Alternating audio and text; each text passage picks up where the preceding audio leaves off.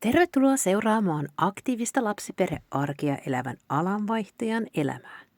Venyttely aamulla ulkona ja sitten elektrolyyttijuomaa ensimmäisenä ja sen jälkeen otetaan omega-3.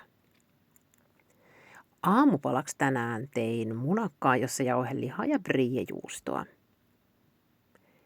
Aamupalan jälkeen join kahvin, pientä venyttelyä tehden, läppäri mukaan ja evät kassiin, sitten koululaiselle aamupalaa pöytään.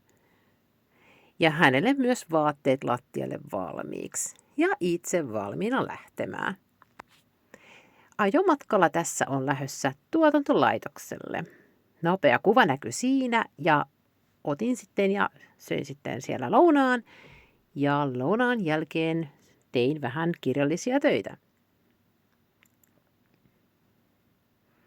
Sitten vielä työpäivän jälkeen työvaatteessa kauppa ja juoksumatolla treeni tänään, koska ei ollut mahdollista mennä ulos.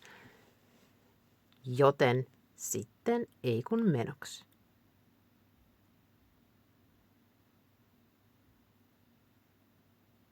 Ja lenkin jälkeen. Siinä suihkuun mentäessä saa samalla vielä laitettua pyykinpesukoneen päälle. Ja sitten pienemmälle ruokaa, joka nälkäisenä iski kiinni.